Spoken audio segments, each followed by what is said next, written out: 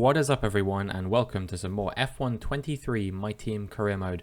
Last time out, we were at the Bahrain Grand Prix for the season opener here in season 3 of this My Team career mode, and it went pretty well. We qualified 5th, and after a strong race we managed to finish on the podium in 3rd place, and we currently sit 3rd in the Drivers' Championship, 4th in the Constructors' Championship, and we are gearing up for one of my favourite tracks on the calendar, the Saudi Arabian Grand Prix.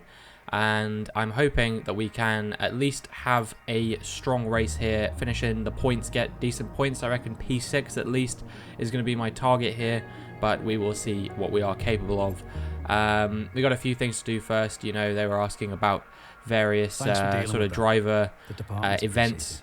I managed to boost Dennis Hauger's awareness a little bit. That one would have cost some experience for him if I'd accepted it, so I decided not to. You know, at this point, getting resource points so we can develop the car is pretty important. I went through and I checked to see how much all of these things cost, and they're all about, you know, sort of nearly 2,500 or even more than 2,500 in the case of the aero ones. And we actually don't have any more durability ones to do now until we get that Spec 3 facility upgrade. So all we can be doing is aero and chassis upgrades until we get another facility upgrade. But fortunately, those ones are super expensive at the moment. We're probably only going to be able to afford to do like one every race weekend, if that, until we get some development boosts.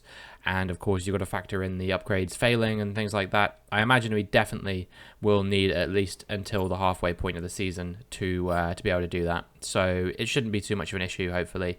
And yeah, we will hopefully continue to develop the car at a somewhat accelerated rate over the course of the season. Finally, I bump up the difficulty to 97. I meant to do it last race, but I just got confused. This time around, yeah, we're upgrading to 97, so it means that the AI will be slightly harder to beat than they have been historically. Of course, we've been on 97 difficulty before. I think it's the highest that we've raced on so far this season. But with Esteban Ocon as our rival, I think that there's a very good chance that that we could bump up to 98 later, because I do feel like I can outperform Esteban Ocon fairly consistently enough, I guess, to be able to finish in that sort of above him consistently. The session has drawn to a close, so let's review our top practice is over, and we did not even make the top 14. I was actually very unhappy with my pace around here. Until next time, we just seemed to really struggle inexplicably. We were there's Dennis Hauger in 15th, but we were all the way down in 20th. And yeah, I really was struggling for traction out of some of the corners, particularly the first sort of chicane, the first and second corner. Exiting that one was not very pleasant at all. Just felt like I was going to get a massive snap of oversteer all the time, basically. And yeah, I had to really sort of ease it round. I don't know if with the update that happened a few days ago, whether that's changed my settings or something like that, my controller settings. Obviously, I play on a controller, for those of you who don't already know. And yeah, I tweaked a bunch of the settings, and a few people had some issues with their wheel settings getting deleted, and I don't know if it was a similar thing for controller players or not, but it definitely felt a little bit different to how I'm used to. So yeah, I might have to look into that one for before I record the next video. But yeah, we'll just see what we're capable of doing, irrespective of that, and try and get a strong qualifying performance here in the Jeddah Corniche circuit. I didn't do so well here last year, if I remember correctly. I think we did make Q3, but then I think I just went backwards after that. Yeah, really seemed to struggle here. It's not a track that's been particularly kind to me on this year's game, just for the simple fact that yeah, some of the traction out of the corners is a bit weird. So we'll see what we can do. But if we don't manage to put in that good of a performance, it's not the end of the world. We do a 126.4 to kick off the session. That's on a fresh set of soft compound tyres, of course. And now we're going to go on another fresh set of soft compound tyres. We were only down in 14th, so we would have been able to make it through on that time. But yeah, obviously I do want to improve a little bit. And well, we're up by 7/10 at the moment, so hopefully that will be good enough to see us through very comfortably.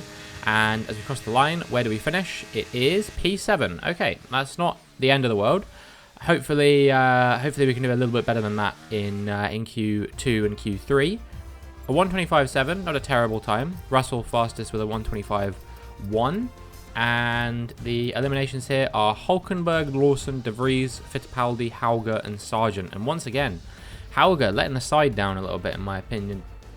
You know, I would have been hoping that he would be at least sort of making it through to Q2 in these races by now, and in these first couple races of the season, he hasn't done that. I'll give him the benefit of the doubt because the car is not great at the moment, but yeah, I was hoping that he would be a little bit closer to my pace, and so far he hasn't really shown that, which is a little bit disappointing. First flying lap of Q2 was on a used set of soft compound tyres. We did a 1:26.7, and almost certainly we will have to improve if we want to make it through to Q3. We'll have to improve quite significantly over that time. So we strap on a set of fresh soft compound tyres, and well, we improved by definitely enough. It's a 1.2, 1.3 second improvement at the moment, and that should be absolutely plenty. It'll put us in the mid 125s by the looks of things. We crossed the line. It's a 125.4, and that is good enough to see us through in P9 only. Okay, wow, I was expecting to be way higher than that, to be honest with you. We do get through, but it's not quite what I would have wanted. We knock out Leclerc, as well as both Aston Martins. I think both Alfa Romeos are gone as well, and I don't actually know who the other driver is. I'm trying to remember. Was it Fittipaldi, maybe? Was he already eliminated? I mean, both Williams, both AlphaTauris, both Hasses are gone. That much we know. So I think that's probably what it was. And now we will see how we can get along in Q3. We're on a used set of soft compound tyres to kick things off. So we will definitely have to go again to prove our mettle. It's a 1:26.0 on the used set, and it's only good enough for P10 at the moment. So without doubt, we will definitely have to find some significant improvement if we want to beat these guys. We're currently 2 tenths down on Verstappen in P6, and we need to find a bit more pace in that case. He is 1.1 seconds ahead of me at the moment.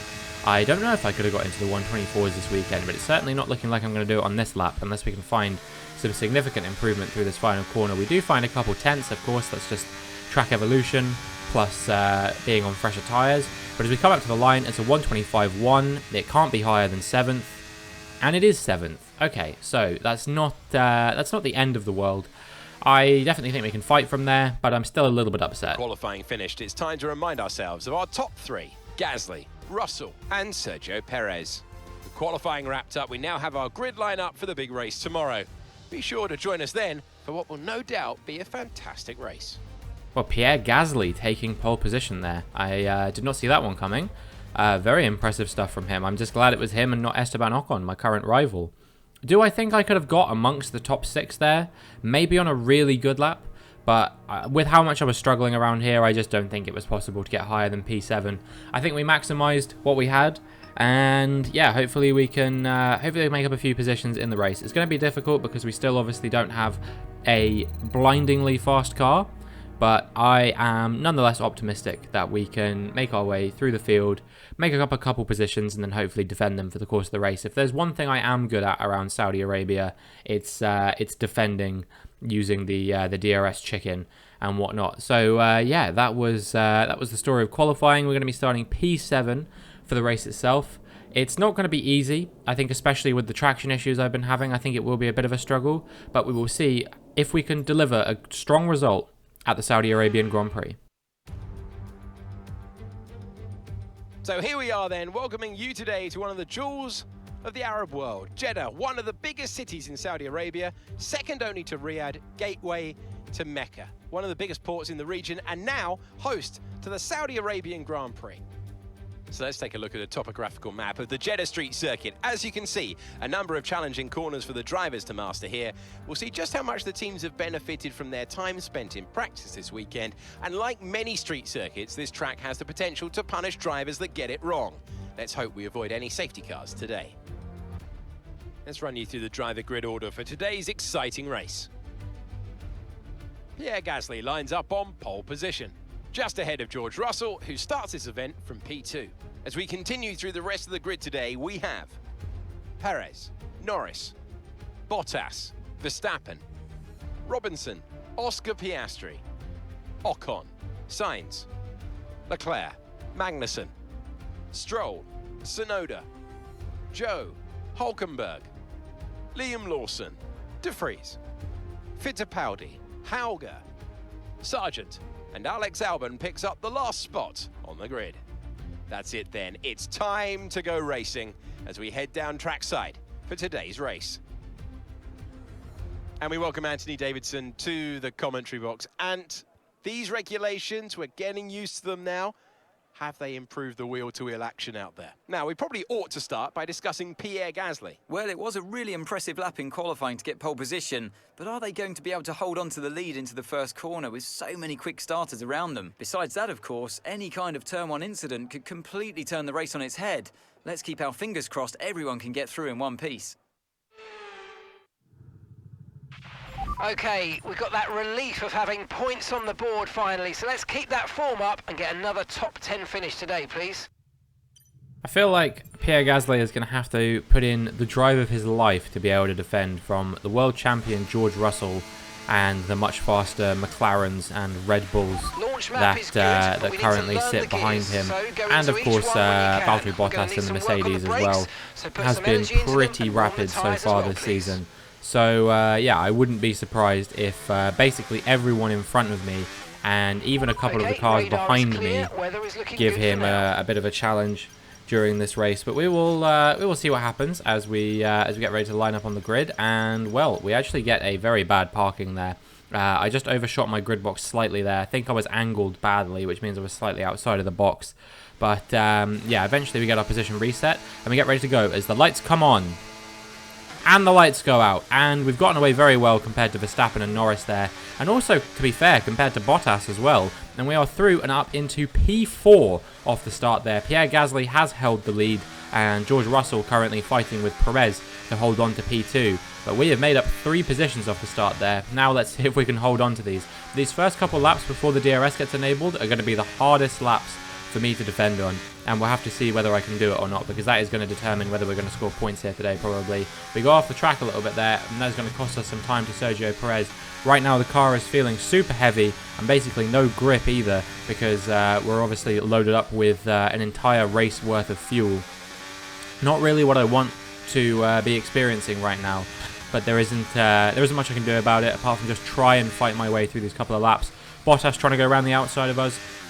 Can't quite make the move on this occasion, but I'm sure that won't be the last we see of him throughout this race. So yeah, we are already 1.7 seconds down to Perez, probably due a little bit to my own driving and also due a little bit to Bottas's attacks on me as well. But we will see what we can do now as we come into the final sector. I reckon this is where I'm really going to start to come under pressure from these guys behind. And you can see that Valtteri Bottas is only 1/10 behind. He's going to try and go for the move up the inside here. And Norris is trying to go around my outside as well. It's going to be 3 wide going into the final corner. Goodness me, I can't hold on right now. Yeah, we do manage to just about hold on, but I don't think we're going to be able to get ahead of Bottas here. You can see he's just so much faster in a straight line at the moment, and that allows him to get through. But not only him, also here comes Esteban Ocon, Lando Norris round my outside as well, and we are way back down into P7 where we begun this race. So at the end of the first lap and the start of the second lap, we just find ourselves where we already begun the race. At this point, I think I'm going to be fighting for my life just to score 1 point here. Never mind any bigger dreams of P6 or anything like that, but we'll see what we can do. We get onto the curb a little bit too much and we go off the track, and well, that is a number of positions lost for us. We have to slow it down to make sure we can rejoin safely, and now we are out of the points in P11. Here comes Magnussen around the outside, and I think Stroll's going to have a look around the outside of me as well. Is he going to be able to make the move stick? Let's find out. Here's Lance Stroll. Is he going to be able to hold on? We're still wheel to wheel, and there he goes. And that is a masterclass on how to lose 6 positions in the span of just a few corners. And I reckon Yuki Tsunoda is going to get interested now as well behind me, and we may have even bigger fish to fry. But yeah, what an absolutely terrible sequence of corners that was. Here comes Yuki Tsunoda now. He's made his way through, and we are down into P14. Man, what a horrible sequence of events here. I can't believe that is what's happened. You know, we just got into the curb a little bit too much. We could be in sort of P7, P8 right now probably, but instead we find ourselves all the way down in P14, and I reckon our chances of scoring points may have already gone to the dogs. I don't think that there's even a chance that we're going to be able to race with most of these cars in front of us. We can definitely probably keep the cars who are behind for longer, I reckon. You know, all of these guys, including Tsunoda as well, are in slower machinery than we are. So we should be able to beat everyone around us. But I think 13th might be our best possible result here at the moment. Without the upgrades, we're just a bit of a sitting duck compared to some of these guys, I think, and they will start to break away. We almost go for a move up the inside of Yuki Tsunoda, and indeed, we actually get in there a little bit later. You know, he goes a little bit wide because he's anticipating I'm going to try and go up his inside, and that gives me a really nice run through the corner and allows me to overtake him. But now he's going to have the DRS. We go a little bit deep into the final corner as well. So I think we could be seeing a resurgence of Tsunoda here. If I had to guess, I think he's definitely going to come back at us. Which way is he going to go? Up the inside. I think they're going to be wheel to wheel going into the first corner. And indeed we are. Who's going to win out on this occasion? Will it be me? Will it be Tsunoda? Let's find out. And yeah, he just gets squeezed out a little bit on the exit of the chicane, and that sees us up into P13. But Tsunoda breezes his way back past with DRS just a little bit later in the lap. However, with the DRS, we are going to have a run on him into the first corner on lap 6, you would have to imagine. That said, he has broken away quite a lot. He's, what, 4/10 up the road? But we have the DRS, we've burned a little bit of battery. We're going to be closing him down in the slipstream as well. We're going to pull to the outside at the last second, and is going to be wheel to wheel into that first corner once again. Who is going to win out? I go a little bit deep into the corner. That's going to allow him to keep the pressure on. And I don't know who's going to stay ahead here, whether it'll be me or him. It looks like it might just about be Tsunoda, but we're keeping our foot in, and he's going to have to back out early if he wants to make that corner. We even go off the track there. Somehow don't get a warning for it. But we have made our way through once again, and we are holding on to this P13. But the whole time I'm squabbling with Tsunoda, we are just losing ground to the cars in front, to Magnussen, to Stroll. Obviously, at this point, I don't think that there's much of a hope anyway, but if there's a safety car or something like that, obviously I'm right back in the fight to try and get ahead of them as well. But yeah, we'll see what happens. Tsunoda breezes past on the main sort of pit straight on lap 7, and this time I'm not going to be able to get back past him. You know, he was just way too fast. But as we come towards the end of the lap and the start of lap 8, now I've got the DRS on him, and this is just an absolutely wild back and forth between myself and Tsunoda at the moment. He seems to get the DRS all the time, but then he also can't break away from DRS when he gets ahead of me. So yeah, despite the fact that we attack him there and we don't quite make the move, I imagine on the following lap there is every chance in the world that we might be able to mount another attack on him with DRS. You know, 8 laps down in this race. I hope that this isn't going to be the story of the Saudi Arabian Grand Prix for me. I hope that eventually we'll be able to make this move and maybe try and close down the cars in front, but we will see what happens as we make our way towards the end of lap 8 now. We're going to have the DRS, and are we going to be able to make a move here on Tsunoda? We're going to try and go up the inside. We actually tagged the wall a little bit there. He's keeping his foot in the whole time. He's going around the outside. That's going to give him the better run, and we can't quite make the overtake on this occasion, but we are going to get a second bite of the cherry with DRS here. We're going to try and go around the outside here into the first corner on lap 9 this time, and by the time we make it there, we are a full car length in front, and yeah, no chance for Tsunoda to attack us back on this occasion. But this is an absolutely brutal battle. Could go down all the way to the end of the race if we are not careful here. I feel like, you know, I'm going to have to pull out a crafty strategy if I want to break away from him as he gets back past me again towards the end of lap 9. But once again, we are going to be the ones with the DRS here as we come into the pit straight and look to begin lap 10. You know, we're going to be closing him down with that DRS and the slipstream once again, pull to the outside, and yeah, we're once again a full car length in front of him by the time we get to the corner. So yeah, actually no, wait, hold on, he's pulling his way around the outside of me through the chicane. We're wheel to wheel, and by the time we get to the next corner, he has to back out if he wants to have any chance. There's a yellow flag up ahead, and I wonder who that's for. Let's see as we go onto the curb a little bit, and that's going to allow Tsunoda to get back through. This time it's not as costly as it was on the first lap, and here's why there was a yellow flag. This is Pierre Gasly, who I think is running in P4 at this point, and well, he won't be running for much longer, sadly. You know, the man who was on pole position here will not see the checkered flag as his engine gives out on lap 10. Very disappointing stuff there for Pierre Gasly.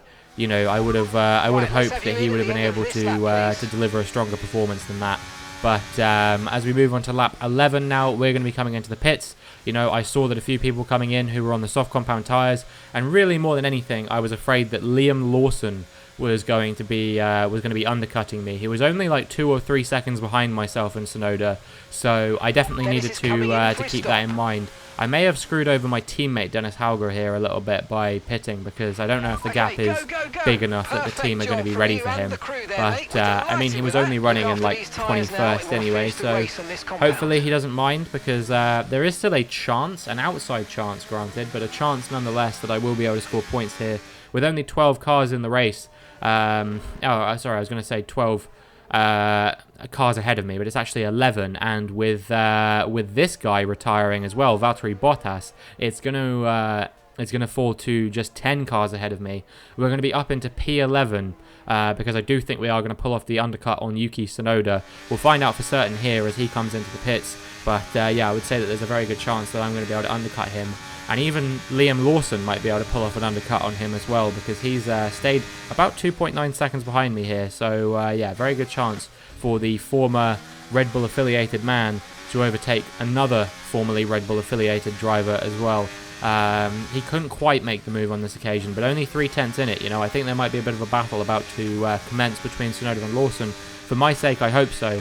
And you can see as we move on to lap 17 and towards the end of the lap to begin lap 18, they are still 3 seconds down. And well, I feel like that might be the pressure alleviated here a little bit for me as we make our way towards the end of the race. I don't feel like they're going to come back. You know, Lawson's mediums are going to start to go off a little bit, and when they do, that should allow me to just break away. And yeah, I think there's going to be P11 regardless of what happens now, unless there's any more DNFs up front. You know, we've already had 2 though, so I feel like it's pretty unlikely. You know, we had Gasly leaving the race and Bottas retiring from the race as well. I don't think that there is any hope that anyone else up front is going to retire. Maybe we could get a safety car if someone goes for a bit of a cringe move at some point, but as we move on to the end of lap 22 and look to begin lap 23, it just doesn't seem like that's going to happen on this occasion. At this point, what I'm really concerned about is just making sure I can lap quickly enough to make sure that Tsunoda doesn't close me down once again, but with only a few laps left to go, I think we should be fine. But let's keep an eye on that delta to Tsunoda as we speed through the laps and see, yeah, he is actually closing down a little bit. You know, 1.7 was the gap there, 1.6 even, I think, at one point. And yeah, I think luckily we're keeping it pretty consistent. And this is us showcasing that we do have a little bit more pace in hand than that Alfa Romeo. But obviously when he had the DRS, it was hard to break away. But now we are breaking away, and things should be hopefully absolutely fine for us to get to the end of the race. It looks like it's going to be a P11 here, so narrowly missing out on points. I do wonder what might have been, but you can also see the gap to the cars in front, and it is still increasing. So yeah, maybe it was just that the cars in front had a little bit more pace than me around this track. I don't know, but regardless of what it was, it's not been a terrible race. I just made a bit of an error, and that was enough to cost us any chance of getting solid points here. You know, if we'd have been in P7 and defending that instead, then this could have potentially been like a P5 or something like that. So yeah, that's it's a little bit frustrating to think about, but obviously, you know, mistakes happen every now and again. People do make those kinds of errors, and well, we'll just have to see if we can bounce back stronger at a track that I've come to love in Australia. And we cross the line to take P11, and that is the end of that one. So yeah, that is the Saudi Arabian Grand Prix, and hopefully we'll come back stronger in Australia and continue a strong run of form in this season of my team career mode. Yet another historic win under their belts. Well done to the team at Mercedes.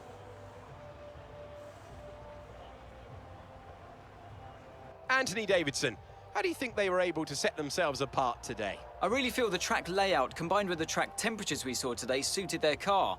These cars come alive when the tyres are just at the right temperature, and the driver did a great job managing that as well. They just look so comfortable out there. It's like anything, it always looks so easy when it all just clicks. Mercedes are on top form once again after an excellent race weekend. It's great to see them up on that podium once again. Indeed, George Russell taking a second win from 2 races this season. Oscar Piastri actually was the driver up on the podium in P2, and then Sergio Perez taking P3. So yeah, a bit of a surprising podium there. But one I'm sure that Oscar Piastri will be very happy about, you know, now that the McLaren is delivering a little bit. There's been a driver stats update, which I think has boosted Piastri's stats quite a lot because he's been performing well in real life. And, yeah, a solid race from those guys. Positive result for George Russell, who further solidifies his position at the top of the standings. So then, it's time to see how this result affects the Drivers' Championship. Some amazing talent out there on track today, but Anthony, who would you pick as your driver of the day? But there's no question in my mind, it has to go to George Russell. What a performance. He's got every right to be proud of what he accomplished out there today. It's time to see how things are shaping up in the Constructors' Championship. No change in the top spot, but with today's points, their hold on the lead is getting weaker. Meanwhile, Ferrari have improved their position. A strong weekend for them as they fight their way towards the top. And with that, we wrap up another weekend of motorsport. But with more races lined up, be sure to join us when we come back with more Formula One.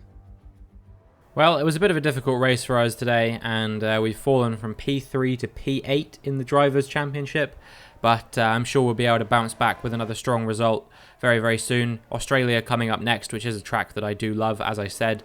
We're down in P6 in the Constructors as well, but to be honest, I'm not really worried about the Constructors. As long as we can grab 100 points this season to get that sponsorship bonus, it should be fairly chill. From 23 races, that's an average of, what, just over 4 points per race, which I do think that we are very capable of doing. We bagged nearly 200 last season, and theoretically our car should be a little bit better this season. And then, yeah, hopefully this is kind of a bit of a transitional season for us, I would say.